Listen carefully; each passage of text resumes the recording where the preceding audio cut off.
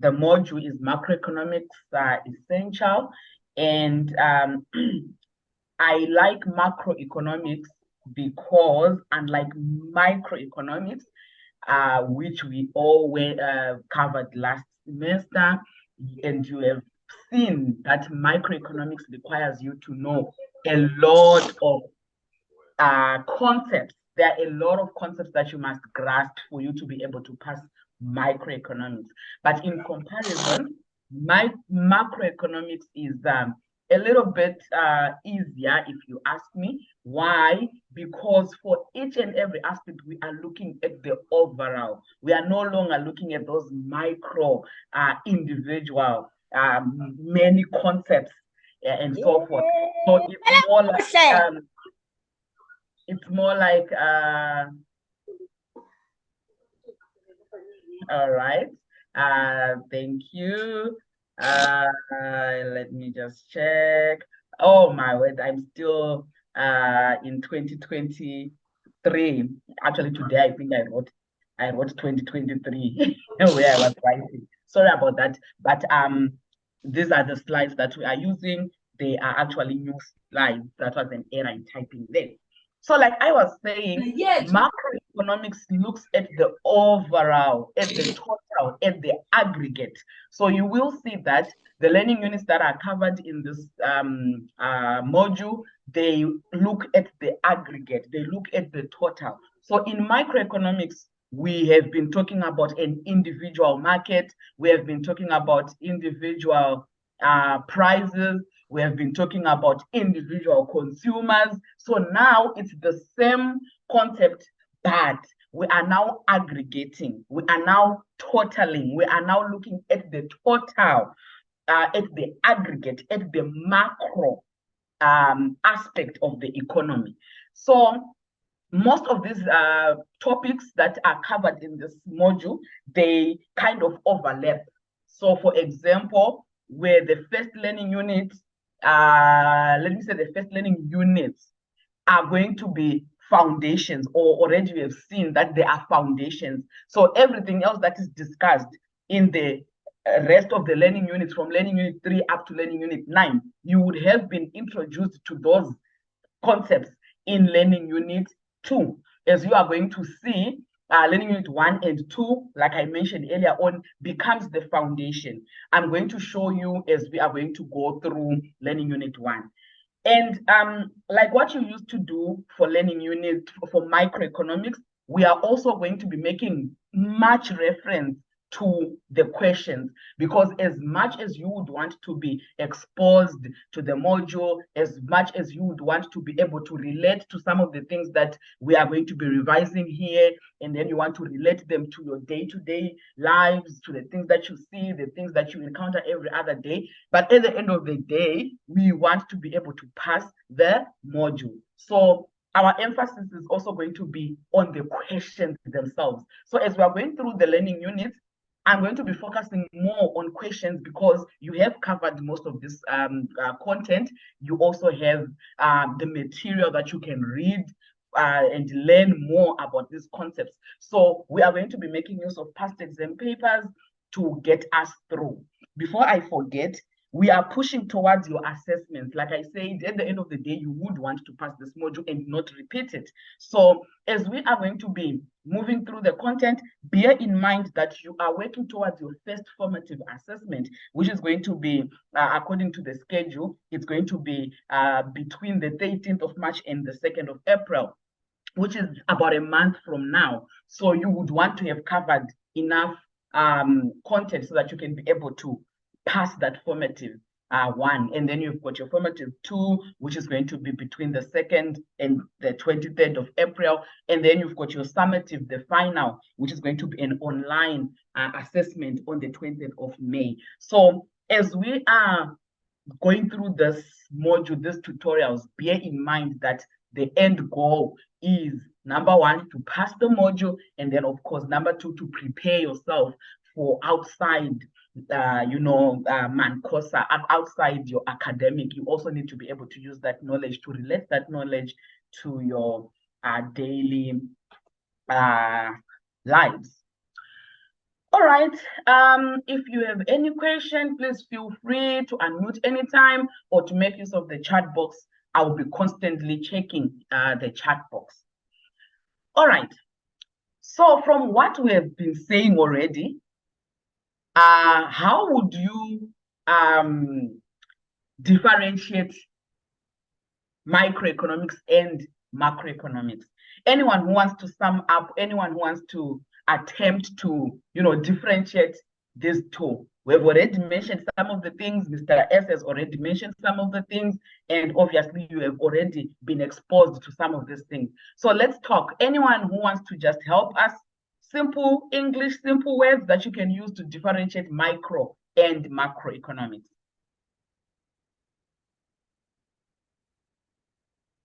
You can unmute, you can type.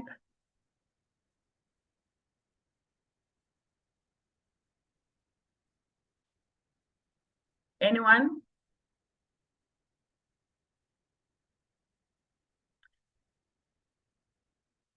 All right. Since it's the first day, let's say, people are trying to still put themselves together. That's okay. But when you look at this slide, the picture that is in this slide, I think it summarizes everything. It summarizes the differences. Yes, we are starting with learning unit 1. So this is learning unit 1. We are already introducing ourselves to macroeconomics. So yes, this is learning unit 1. All right. So like I was saying, this picture summarizes the differences that you can think of between microeconomics and macroeconomics. So each time you see anything that is talking about individual, it can be individual price, it can be the price of a good. Let's say we can say the price of petrol. That's an individual. So that's obviously under microeconomics. Individual consumer, then you know that this is micro. Anything that talks of individual, anything that talks of a single, anything that is not aggregating, that is only looking at one particular aspect of the economy, falls under microeconomics. The reason why I'm explaining this is because you will get questions, obviously multiple choice questions, where they'll give you different scenarios, where you need to use keywords for you to be able to pick which one is a microeconomics topic, which one is a macroeconomic topic. So the keywords individual, one, or anything that talks about one aspect or one participant in the economy, then you know that that is micro. Then obviously the opposite is true with macroeconomics. We are looking at aggregate. So in the simple example that I've given of a price of petrol, for example, or fuel, then it would be general price levels or prices of all goods and services in the economy. Then you know that this is total, this is aggregate. So it falls under macroeconomics. And then I just do have this slide that then gives us that comparison. And like I said, the main reason is for you to grasp some of these keywords that are used when you talk about microeconomics, and then the keywords used when you talk about macroeconomics, so that you can be able to pick an answer when you are given scenarios, you are given explanations, and then the question is, which one is not a macroeconomic topic, or which one is a macroeconomic topic. So we've got a lot of examples that we can think of under micro. It's a lot of concepts that you are talking about, price of a one product. Obviously, that will then lead us to a change of that price of that product. It could be fuel, it could be maize, it could be bread. So long as they're talking of one product, then it's micro. And then we're talking of decisions of individual consumer, decision of individual firm, so that is then the demand of one product. So anything that has individual, anything that has one, anything that is small, anything that is micro, then becomes microeconomics. And then obviously for macroeconomics, we are looking at broad, macro, total, aggregate. For example, total output. We can also talk of inflation, which is general price levels, which means price of certain goods and services, not only one, right? So that then brings me to our first question for the day, right? This is a question from a past exam paper, and the question is, which of the following is not a macroeconomic topic? So our keywords for multiple choice, I always emphasize the use of keywords, the use of elimination method to get your answer. Obviously, because most multiple choice answers might look similar in the eyes of us, the students. So keywords will help you to eliminate and pick the correct answer. So let's look at this question and let's attempt to answer it. Which one is not a macroeconomic topic? What do you think? B. B. The increase in consumer demand. Yes, we are all agreeing. Because we are talking of an individual good consumer demand.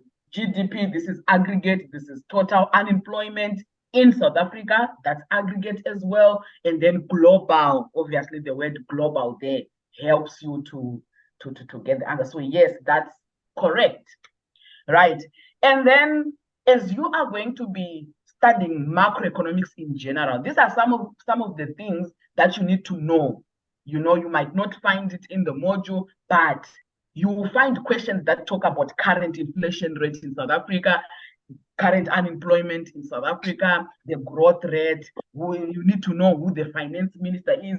For example, they can give you a question that just says the name of the finance minister, and then you know, they don't specifically say this is the finance minister, and then they'll ask you which macroeconomic objective is related to this individual or to the office of this individual. So you need to also have an appreciation of who the finance minister is, an appreciation of who the governor is, the Reserve Bank governor, and so forth. So these are just details that you need at the back of your hand. So for example, we know that in South Africa, we are currently following the inflation targeting policy. So obviously, inflation is expected to be within a certain range, 3% and 3% and 6%. So obviously, those are the things that you will need to know. And then when you talk about unemployment, we know that unemployment is a socioeconomic problem in South Africa, one of the socioeconomic problems in South Africa. And if we look at the last quarter of 2023, we can see that inflation has actually been around, it declined a little bit towards the end of 2023, according to statistics. That is the strict definition. Of course, we are talking of 31.9% and so forth. So like I said, these are the things that you need to be, you know, aware of as an economist student, as an economics student, right? And then of course we have Enoch Godongwana as the Minister of Finance and so forth. So you will find the questions where they will, like what Mr. S said earlier on, they will pick maybe an article that's talking about inflation, and then they want you to apply the knowledge that you have from macroeconomics to answer that question. So this is just the things that we might need to be aware of as students. All right, so let's continue with the learning unit 1. Right, so like I mentioned earlier on, macroeconomics, the module itself, it is centered around what we are going to be exposed to in learning unit 1 and 2. So you will find that we have 5 macroeconomic objectives, and all the other learning units that come after learning unit 2 we'll be talking about some of these macroeconomic objectives. For example, we have a learning unit that is going to talk about unemployment, where we are going to measure unemployment, we are going to see the effects and the causes. And we also have a learning unit that talks about inflation. We also have a learning unit that talks about economic growth and business cycles. We have a learning unit that talks about international trade, the foreign sector, which is balance of payment and external stability. We also have a learning unit that is going to talk about the issues of equitable distribution of income, right? So you also need to know in general what each objective entails. What do we mean when we talk about full employment? What do we mean when we talk about price stability? I'm going to show you later on as we continue this evening the type of questions that we will be asked. And as we look at that question, we will also just have a brief explanation of the macroeconomic objectives. I also saw a question that was also emphasizing on just knowing the objectives themselves, where you can find a question that will say, please, let's mute our mics, please. You find a question that will say which one is not, just like the question that we saw in the previous slide. So you can find a question that says which one is not a macroeconomic objective. Or you can find a question which says which one is a macroeconomic objective. So we have 5 macroeconomic objectives that you need to know. Then you can also find a question that describes something, and then it asks you which macroeconomic objective is being pursued here, like what we are going to see. So as we're going to look at those various questions, we are going to take advantage of the question to then explain each macroeconomic objective. But I want you to remember in the back of your mind that we have 5 macroeconomic objectives, and these are full employment and then price stability. So for full employment, the main measurement that we use there is unemployment rate. Then for price stability, the main measurement there is inflation. And inflation, we're talking of CPI, as you are going to see in the following learning units. Then for economic growth, we mainly use gross domestic product, GDP, and the different calculations that can be found under GDP and economic growth. And then for external stability, balance of payment, we are talking of international trade. So we look at the accounts that record international trade. That is the current account and the financial account. We'll talk about this in greater details as we see the different types of questions. And then for equitable distribution of income, we are talking about how do we measure distribution of income. We are talking about the Gini coefficient, some say Gini coefficient, pronunciation differs, we meet at the spelling, right? So it can be Gini coefficient, Lorentz curve, and so those are the things that we can use and also quantile ratio. Those are the 3 things that you can use to measure equitable distribution of income. The reason why I'm just mentioning this is because you can also, I remember seeing a question that was asking the measure, how we measure these things. And also, when you now listen to the news or when you are reading anything, then you see GDP figures, then you know this is the macroeconomic objective that we are talking about. Or maybe you hear the finance minister or any other minister for that matter, or any other person or any other analyst talking about some of these things, then you know that they are talking about the objectives that any country would want to be pursuing at any particular point in time, right? Exactly a good example from our module guide, a very good example. Which one of the following is unlikely to be an objective of macroeconomic policy? Which one is not, in other words, they are saying which one is not a macroeconomic objective? B. B. Yes, low tariff levels. That's correct, because we know this is a an objective, this is an objective, this is an objective, and then stable prices, it's an objective. So this one is not an objective, right? And then also part of your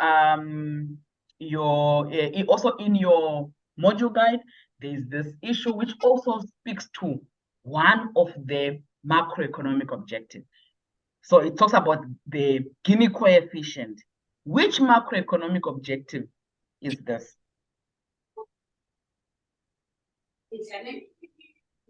Which objective? The Gini coefficient, reducing inequality, the Gini coefficient should fall between 0.9, from 0.69 to 0.6. Which macroeconomic objective is this?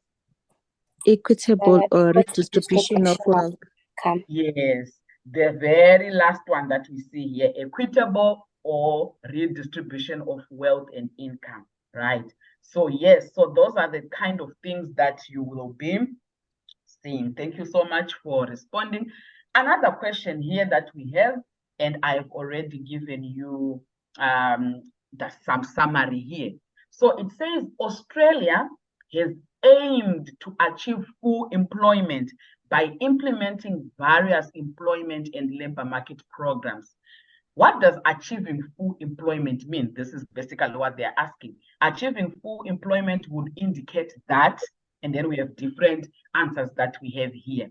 So at this point, I just want you to remember that when we talk about full employment, we are not saying that everyone is employed, right? Okay.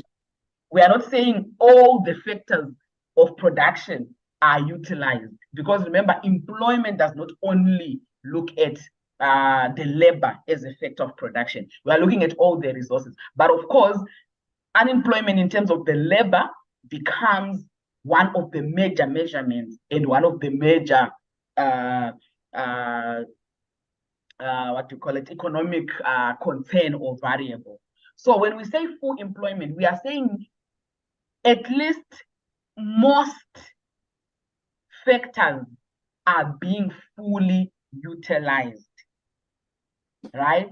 And we are talking about the fact that during that period, what we can control as an economy, which is cyclical unemployment, like for example, where we have a recession, we are moving through the different cycles of the economic activities. So if we have a recession as a country, we say there is cyclical unemployment. It's unemployment that is caused by the things that are happening in the economy. So we can actually put policies to move the economy from that recession. So when we are saying there's full employment, we are saying there is no cyclical unemployment, simply because that is the responsibility of the government to control it in general.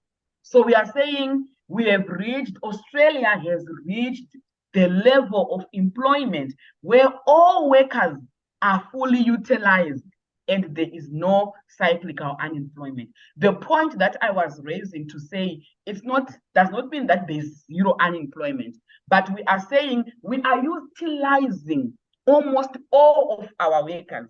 We are utilizing them and there's no cyclical unemployment. So maybe we do have people that are in the economy that are unemployed, maybe because they choose not to be unemployed, or maybe because they lack the necessary skills, which is a different type of unemployment for that matter. So we will talk about the different types of unemployment. But when we say there is full employment, we are saying we have reached a level where we are fully utilizing our factors of production. All right, cyclical unemployment, just in brief, you are going to have a learning unit that covers that unemployment as a whole. So cyclical unemployment, we are saying this is unemployment that is caused as the economy moves in different cycles of economic activities. So for example, we know that we have times where we are at the peak, which is where economic activities are blooming, everything is moving well in the economy. And then we believe that the economy moves in cycles. So following that peak, there is likely going to be a recession where activities are going down until we reach the lowest level, which is the trough. And then from that, the economy will start to recover until we reach a peak again. And then that cycle continues. So that's what theories believe, that economies move in that cycle. So up, down, up, down. So cyclical unemployment refers to that unemployment that is caused by low economic activities. So that will be a recession where we are saying activities are going down. So firms are closing, firms are retrenching people, firms are firing people because activities are going down, so they can't keep in business. So when people are being unemployed because of those slow economic activities, then we call it cyclical unemployment. It's as a result of the cycles that are happening in the economy.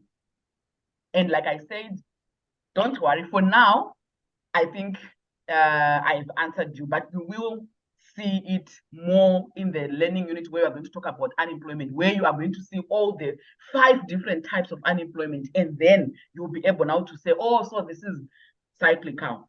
This is how it differs from any other type of unemployment. Lungile, did I cover Yes, it? yes, thank you. Covered, thank you. All right. So the answer here is C. So number one, it does not mean that everyone has a job. So it doesn't mean that. Number two, there is no unemployment in the economy. So even if we did not know the answer, the elimination method can help us here. Because if you look, these 2 answers are the same. Everyone in the economy has a job. There is no unemployment. They are the same. So obviously you can have 2 answers. And then only a small percentage is unemployed. It's not exactly our definition. So our answer is C. Australia has reached the level of employment where all workers are fully utilized and there's no cyclical unemployment. That's our answer there. All right. So that's full employment. And like I said, we measure it using the unemployment rate. Right?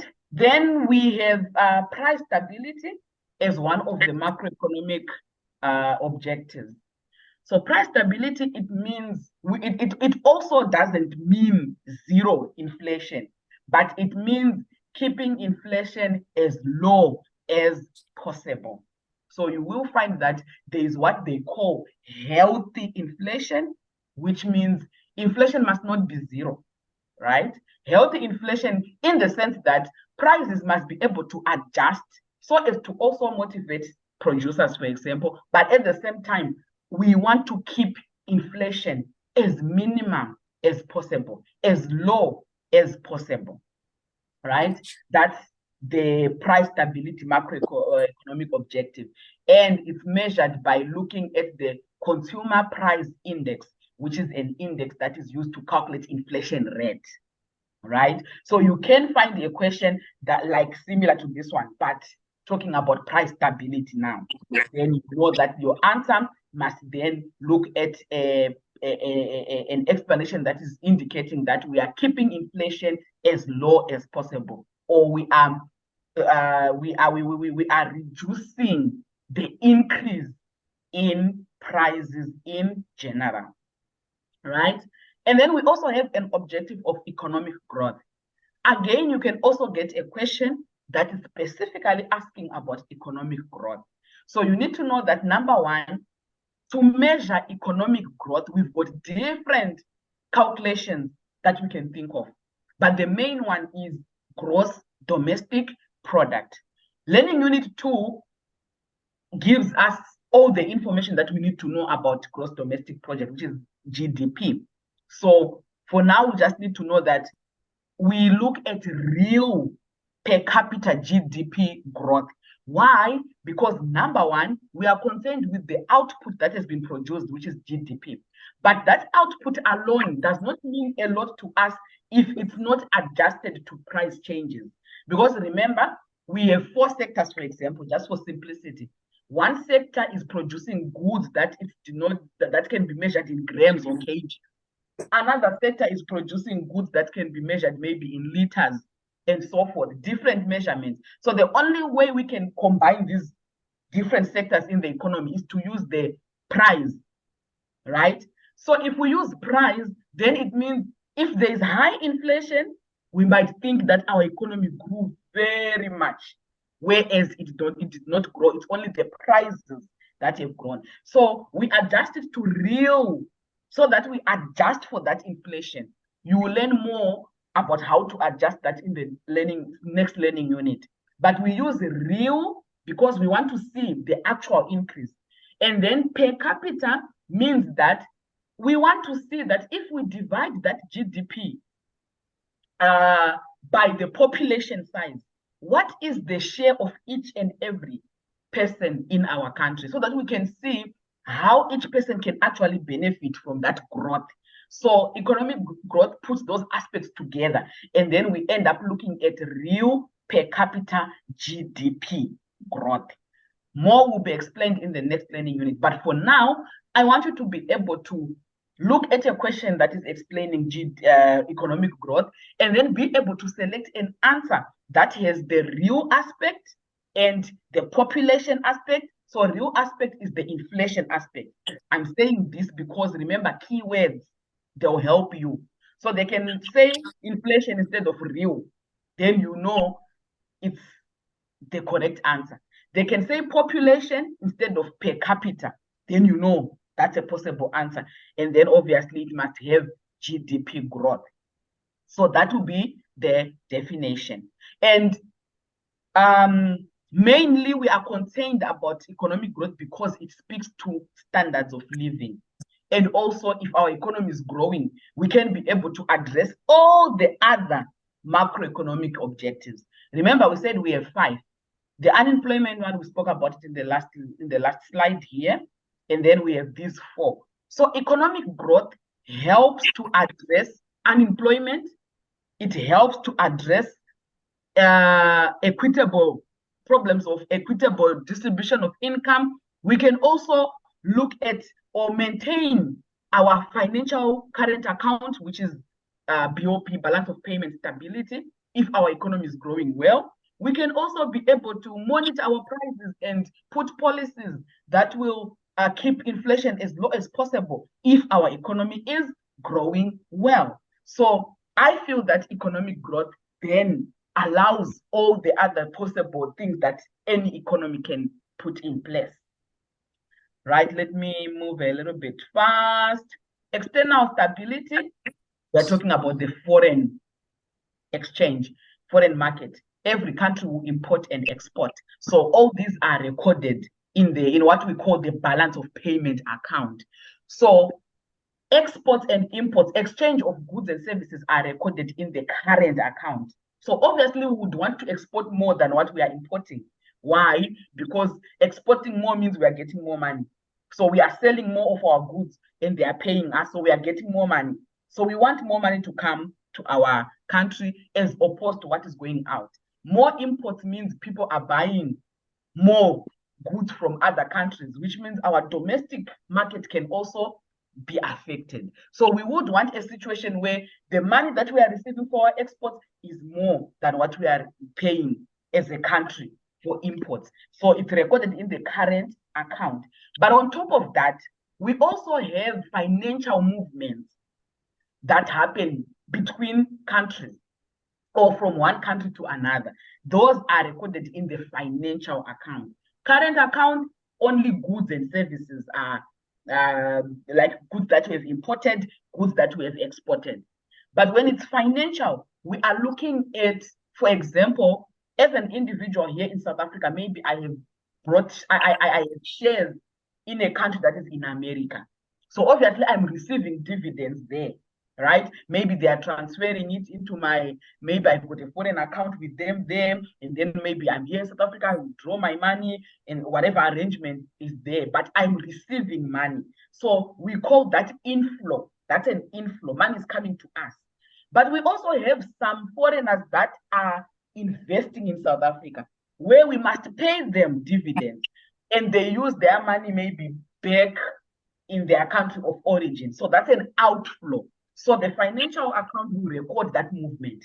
More will be explained in the learning unit that I think it's learning unit 4 that speaks about the foreign, or maybe the last learning unit. I think it's a learning unit 8 or somewhere there, but we've got a learning unit that speaks about foreign market. You'll get more from that learning unit. But for now, I've seen questions that ask you around what is recorded in the current account. I've seen questions that ask you around what is recorded in the financial account. That's why I just had to pass through that. And then equitable distribution of income. Again, we do have learning unit 2 that will explain more on the measurements. But here we are just saying, sometimes even if the economy is growing, if there are no policies to redistribute income, we'll find a situation where the rich are getting richer and the poor might actually be getting poorer. Actually, according to the most recent data that has been published by various organizations or websites that publish data, IMF included, World Bank included, South Africa is one of the countries that have very high inequality, unequal distribution of income. So growth must then be redistributed, must be accompanied by redistributive policies for our economy to be equitable, to be able to move people from absolute poverty to at least afford the basic needs. So those are the 5 learning macroeconomic objectives. And like I said, I think you can also clearly see that once we have our economy growing, it's easier to achieve most of the macroeconomic objectives. A typical question that I have here from a past exam paper, as I am reading, I'm going to read it as we are all reading it. Let's look at the keywords. Remember, the keywords or the key phrases for multiple choice, once you grasp that, you will be able to answer the question, right? So employers are set to increase wages at their fastest pace in almost a decade this year, despite a plea for pay restraint from the governor of the Bank of England. Some 46% of companies struggling to keep hold of workers have already raised the pay of incumbent staff, according to research, and 40% are planning to do so in future. So almost 86% of the companies in England are planning to increase. They're struggling to hold workers, right? And then there's a source, and then there's a date. And then which of the following macroeconomic objectives or objective, I think, is being pursued by the Bank of England? Which one do you think is being described here? So number 1, you need to know the macroeconomic objectives, and then you need to look at what key things can you use there. Someone is saying A, price stability. Anyone with a different answer or supporting that answer?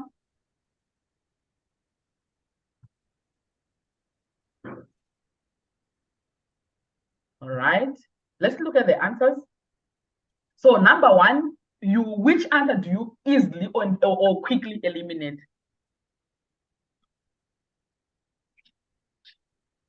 And why? D. Wage rate stability, why? Because that's not part of the macroeconomic objectives. Yes, it's not a macroeconomic objective. So obviously you eliminate this. And then how do we get to this answer? What keyword from this passage? What keyword or keywords or phrase?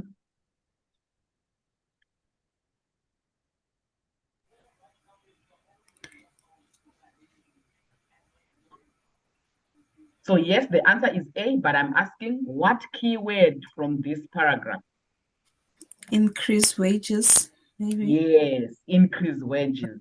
So it's talking about prices or price of labor. So that's an increase. So that's price stability. Thank you for that. Yes, so you see, keywords will help you to quickly get the answer. Let's look at another example. Another question again. and it says the next CEO of the Philippines will have to grapple with twin deficits that may return this year as the government spends more to rebuild the economy and the demand for foreign exchange expands with the resumption of investment spending coming out of a prolonged pandemic. This is according to JP Morgan economist Raisa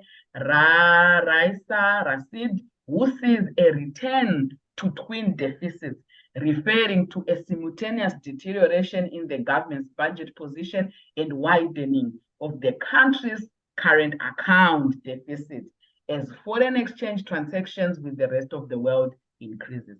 Which of the following macroeconomic objectives is measured by the variable or variables discussed in the above extract? Which B. Someone said what? B or D? B. B. B, redistribution of income. Are we agreeing? Yes. You're saying yes, but you're the one who actually mentioned it. All right. Anyone with a different answer? Okay, why did we say redistribution of income? What keywords did we look at?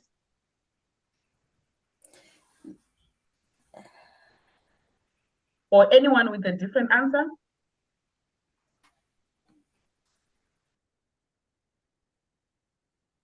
Redistribution of income. Can we, which keyword are you using here?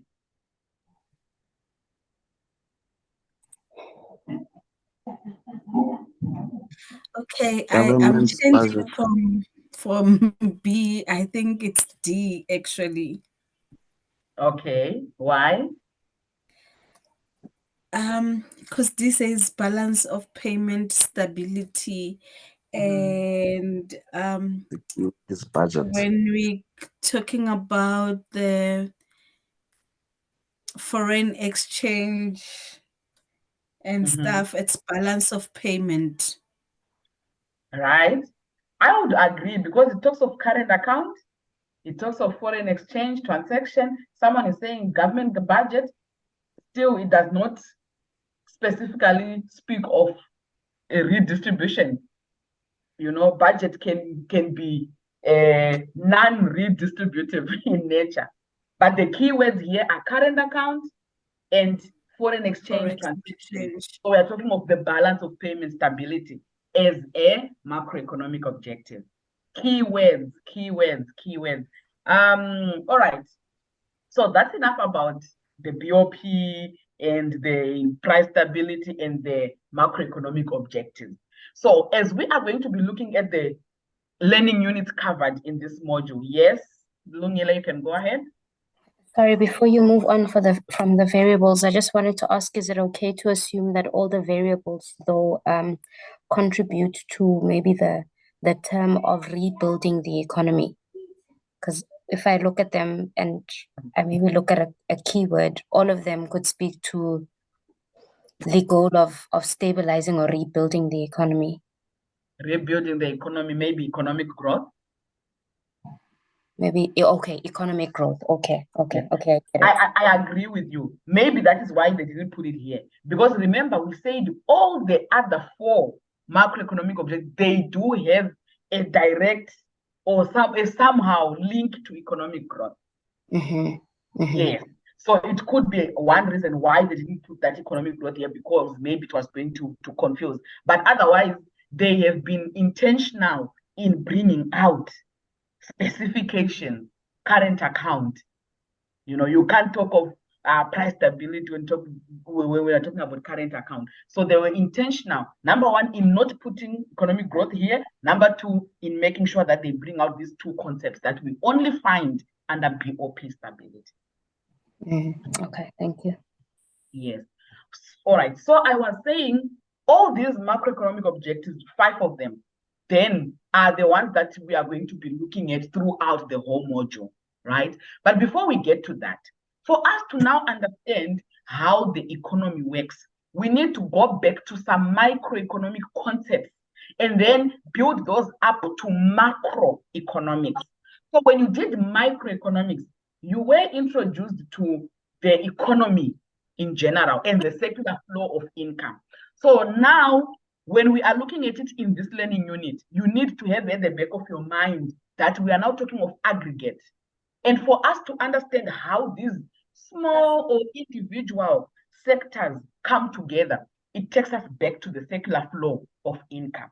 So in the circular flow of income, we see that a firm here cannot exist or cannot continue to operate if it's not supported by the spending sources in the economy. And also, the spending cannot happen if the firm or the firms, because it's now aggregate, are not paying or making use or participating in the foreign, in the sector market where they are buying sectors of production to produce. So the circular flow gives us an understanding of how all these macroeconomic objectives or all these macroeconomic topics, how they then come together to be macro from just individual decisions. So we have three major flows in the circular flow or in the economy. A typical question that I've seen, I think it was last year's paper, where they were asking about these main flows in the economy. So you need to know that how are these three related? Number one, you need to remember that we have three flows: production, income, spending. And remember, we are not talking about the movement of goods and services. We are simply looking at the movement of money, right? In quotes, which they call the flow in this case. Where is money flowing from? And where is money flowing to? That's the direction that we are mainly concerned about. So if you see here, we have the production, where we are saying this is where the various firms that we have in the economy put together, providing goods and services, they form part of the production as a flow in the economy. So, but for production to happen, they need to combine various factors of production to produce whatever they are producing. And for them to produce and to combine the factors, it means they have to go to the owners of the factors of production, which are the households. So already we are seeing that there is interdependence in the economy. Production cannot happen without households because households are the owners of factors of production. So firms here under the production, they go and buy factors of production. Number one, they can hire labor. Number two, they can hire or buy land, natural resources as a factor of production. They also need capital as a factor of production. They need entrepreneurial skills that the households have. So they buy those. And what do? They pay for those services. This is why our arrow comes from production to the owners of the factors of production. So they receive income.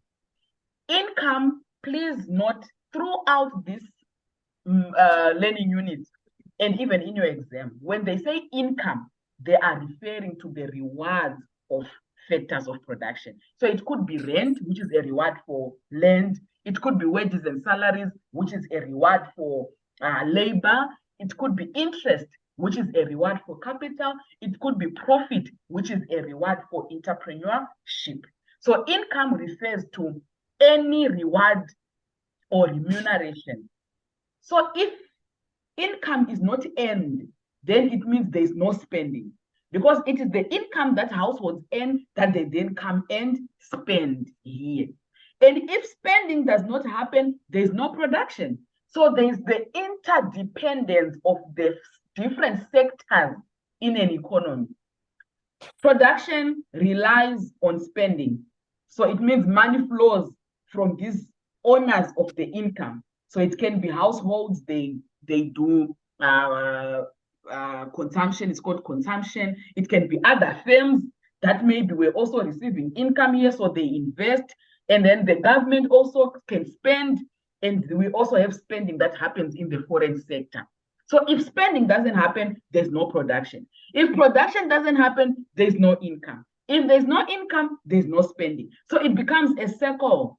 It becomes an exchange of money. Money must flow. That's why it's called a circular flow of income. Money must flow. And But you're not eating. sometimes we have people. How old is it? Okay, can we mute, please? Yes. Yeah, tell. Right? So sometimes we have people that when they receive their income, they don't spend it all, which means money is no longer circulating. Income is no longer circulating here. There is some money that is being withdrawn from the circular flow. That's a withdrawal or a leakage, because we want all the income to circulate here, but there's been a leakage, right? And then we also have in the foreign sector, some people would decide not to spend in our firms. They then go and buy, especially nowadays online, people can buy goods from whatever country. So that money is not circulating in our system. So we call that a leakage as well, right? And then we also have money that is being spent from other economies, from other countries, where they buy the goods that we produce here. We call that an injection. Just like the word injection, when you go to the hospital, to the clinic, you get an injection. Something is being injected into your system. Something is being brought into your system. So that's an injection.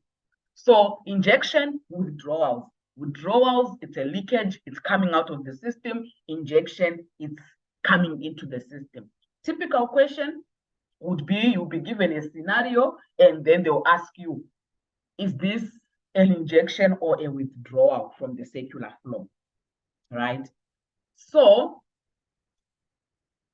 in summary, this is the different sectors that we have in the economy. So for example, here, we can talk of firms that produce goods and services, right? These are firms. And then we also have government as a participant. So in other words, you can look at the sources of spending in the economy and you can see the different participants in the economy. We have households, we have firms. Firms also spend and also produce. Households, they spend, they also earn. Government spends, government sometimes also produces, government sometimes also receives income. And then we have the foreign sector. So when you look at the economy as a whole, you can summarize. This is the diagram that I want. I'll come back to the previous one.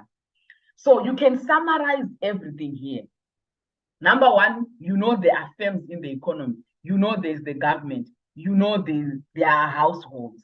And then you know that we also have the different markets that we can talk about in the economy. We have the goods market, where firms are selling their goods and services and households are buying. So it shows the different relationships that are there. Remember, we were saying here, let me just go back a little bit. Remember here, we're saying households can spend, which means they can buy goods and services that firms have produced. So the flow of income will be from households to firms. But at the same time, firms can operate in another market. So this will call it the goods market because it's goods that are being sold and households are buying. Then households can also be selling, which means we are in the factor market, factors of production. Households are the owners of the factors of production. So in the factor market, households are selling. So you need to remember that. In the goods market, households are buying. In the factor market, households are selling. So the flow of income, for example, in the factor market would be from firms to households. That is why you have that arrow here. Because we are saying households are receiving money in the factor market. But when we are talking about the goods market, households are spending money, firms are receiving. I actually saw a question that was actually asking or testing the understanding of this concept. that households, when they are in the goods market, what role are they playing? Households, when they are in the sector market, what is the flow of income there? So you need to know that in the goods market, households are paying. So the flow of income is from households to firms, but in the sector market, it's vice versa.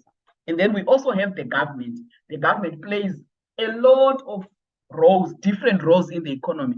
The government can also be providing goods and services. We have seen the government providing goods and services. We also see the government can also, actually in South Africa, the government is the biggest employer. So we have the government also buying from the sector market. And then apart from that, the government also deduct firms and households pay tax to the government. So flow of income there, the arrows will tell you income is flowing from who to who. Like here, we are concerned with the movement of income, which means tax. The flow is from firms to the government.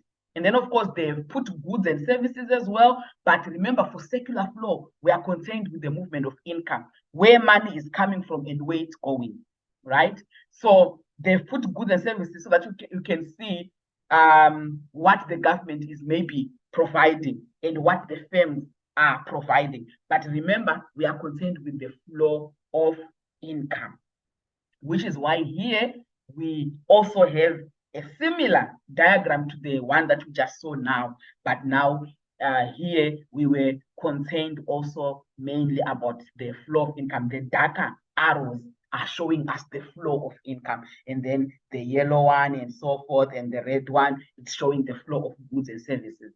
So when I'm talking about circular flow, the black arrows are the ones that we are mainly concerned about. So this gives us the overall sectors that we have in the economy.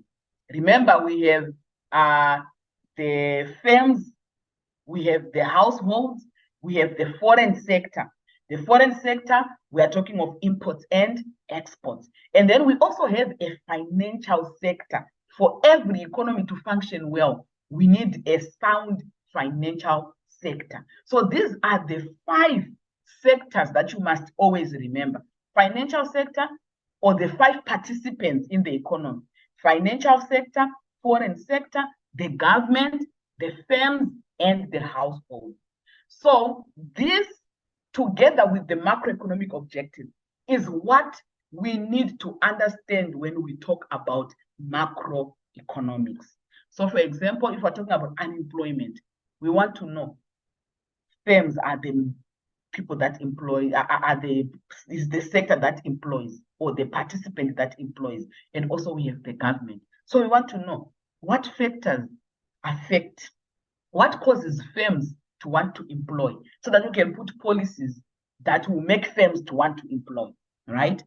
If we are talking about balance of payment stability, we want to look at the foreign sector and how related it is to our economy, so that we can put policies that will be able to stabilize that sector. When you look at the financial sector, where we are saying people are going to save their money there, and those savings are going to be used to invest so that we can grow our economy and so forth. So what can we do? What policies can we put to make sure that we have a sound financial sector? What policies can we put in place to make sure that households, when they are in the goods market, they are willing to spend their money, because we don't want leakages?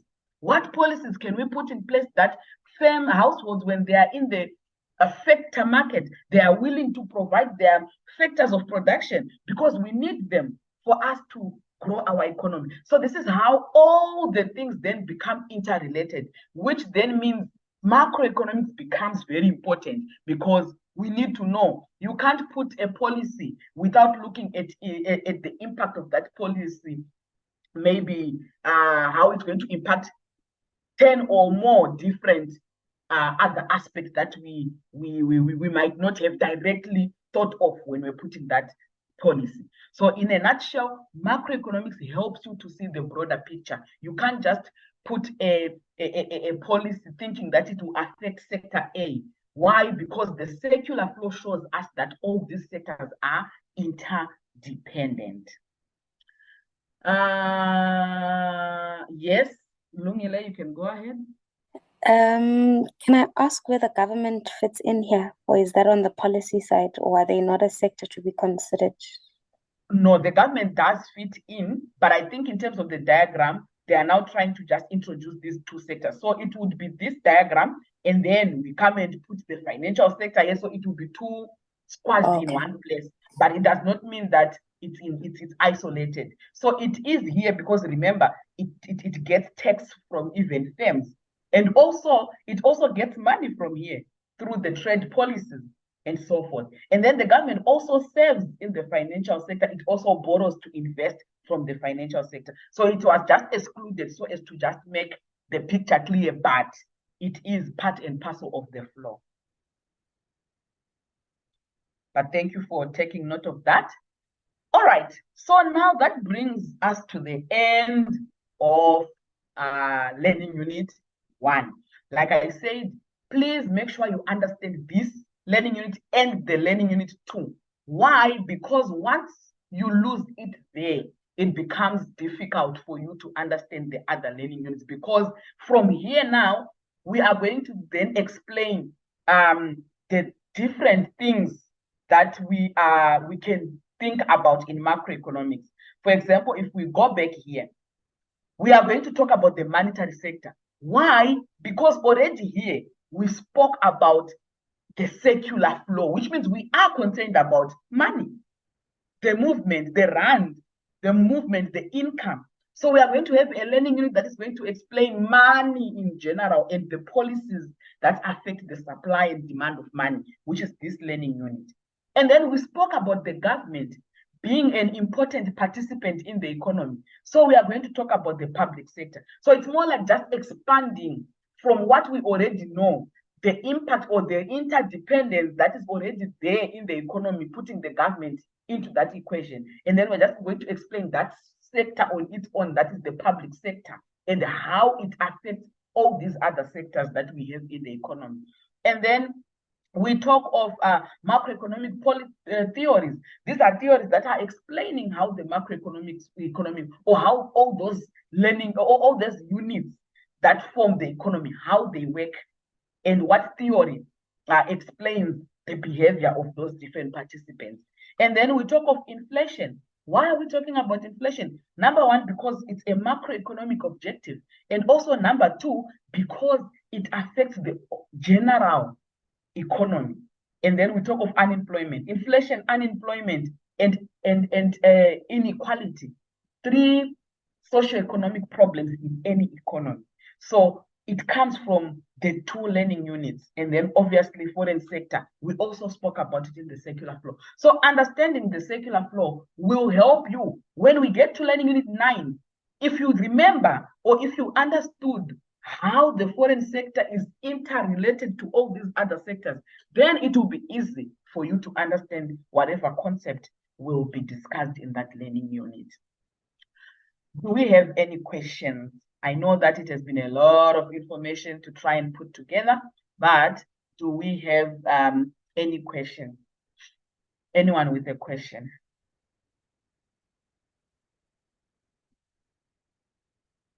All right, so please make sure you, through Mr. S, make sure you are part of these tutorials, and make sure you go through the recording again at your own spare time, on pace, and make sure you understand the first 2 learning units, as they will help you in understanding all the other learning units. And also make sure you keep referring to questions that are related to this learning unit. We are going to go through, we are going to reserve maybe 2-3 weeks just for revision towards the end, towards your summative assessment, the way we are going to be doing a lot of past exam papers. So you'll be exposed to those questions, and then it will be easier for you now to remember the keyword for each and every particular content that will be tested there. Otherwise, if there are no questions, thank you so much for joining. Looking forward to seeing you in our next session. Enjoy the rest of your evening, and all the best with your studies this semester.